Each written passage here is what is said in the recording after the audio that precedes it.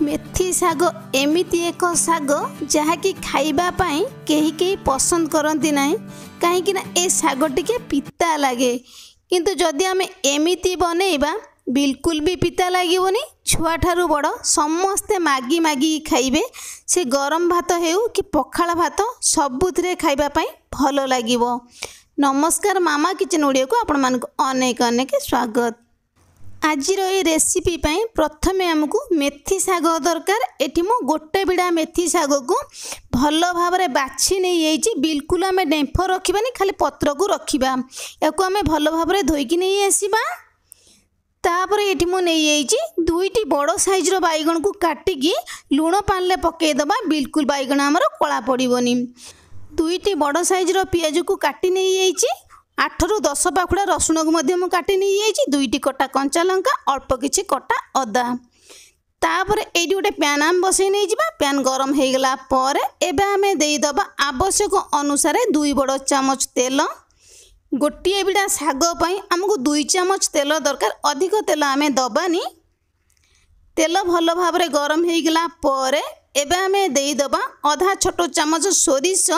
Eighty बिल्कुल भी पंच फुटण देबेनी, पंच फुटणर बास्नाटा ए शागरे भल लागिबोनी।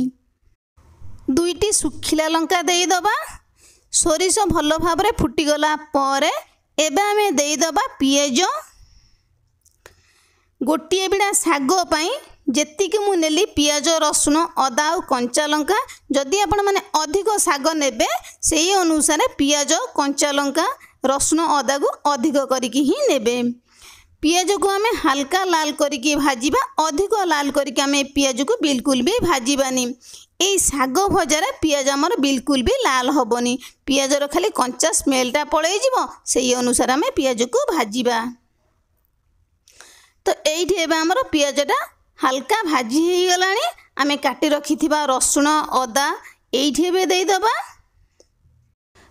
एका सहित पियाज रसुण कंचा लंका अदा को बिल्कुल भी देकी भाजीबेनी। शाग खाइबा पाई बिल्कुल भी भल लागिबोनी, कारण पियाजटा टिके अधिक टाइम लागिबो। पियाज हो गला परे अधा आदि आमर रसुण अदा कंचा लंका ही दबा।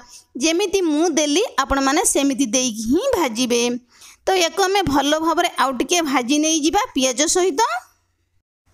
एबे आमे देईदबा गोटे मीडियम साइज टमाटो को एकदम छोटिया छोटिया पीस करके मु काटी नेइथिली। टमाटो निहाती भाव में देबे, टमाटो देले ही ए शागटा खाइबा पाई भारी स्वादिया लागिबो। अधिक टमाटो बिल्कुल भी देबेनी, गोटे बिड़ा शाग नेले गोटे टमाटो ही देबे।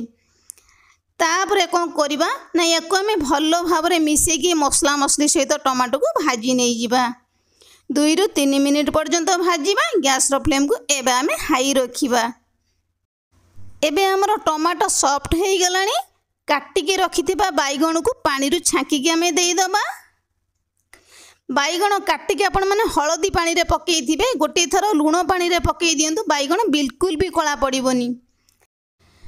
एइठी बैगणटा केते सुंदर देखा जाउछ, आपण माने देखि पारुथिबे, बिल्कुल भी बैगण हमर कला पड़िबोनी। तापर एबे आमे देईदबा आधा छोट चामच हळदी गुंड। देईदबा आमे स्वाद अनुसार लुण आधा छोट चामच।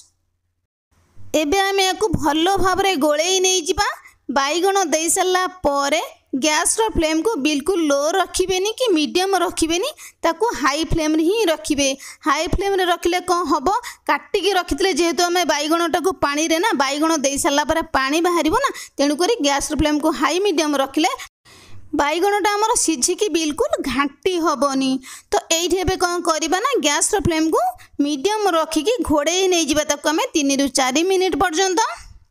तो सेई टाइम भितरे आमे मेथी शाग को काटिबा। जदि आपण माने चाहुचंती काटिबा पई काटि पारिबे, जदि न काटिबा पई चाहुचंती न काटि मध्य पारिबे, कारण आमे बिल्कुल पत्र नहीं चंती, डेंफा आमे बिल्कुल रखी नांती।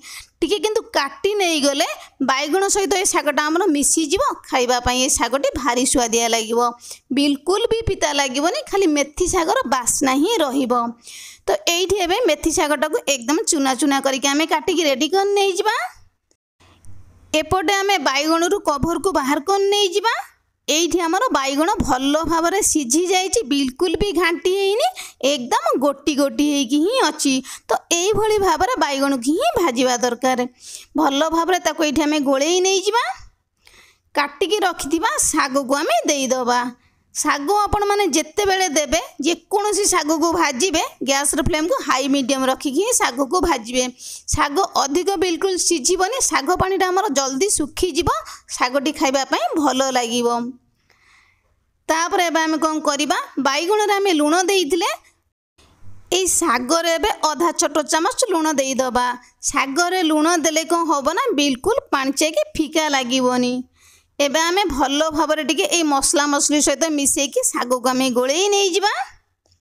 এই ଶାଗଟି ଟିକେ ପିତା ଲାଗେ ବୋଲି କେହି କେହି ଖାଇବା ପାଇଁ ଭଲ ପାଆନ୍ତି ନାହିଁ, ଖାସ କରି ଛୁଆମାନେ ବିଲକୁଲ ବି ଭଲ ପାଆନ୍ତିନି এই ଶାଗକୁ ଖାଇବା ପାଇଁ।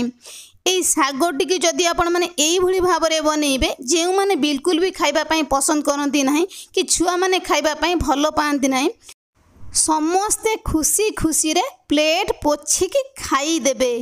ତ এইଠି ଦେଖିପାରୁଛନ୍ତି ନା, 3 ରୁ 4 ମିନିଟ୍ ପରେ ଶାଗରେ ଯେଉଁ ପାଣିଟା ଆମର ଥିଲା ନା, ଭଲ ଭାବରେ ଶୁଖି ଆସିଲାଣି। ଆଉ ଟିକେ ଆମେ ଭଲ ଭାବରେ ତାକୁ ମିଶାଇକି ଗୋଳେଇ ନେଇଯିବା। ଏବେ ଆମର ରେଡ଼ି ହେଇଯାଇଛି ଗରମା ଗରମ ସୁପର ଟେଷ୍ଟି ହେଲ୍ଦି ମେଥି ଶାଗର ଭଜା।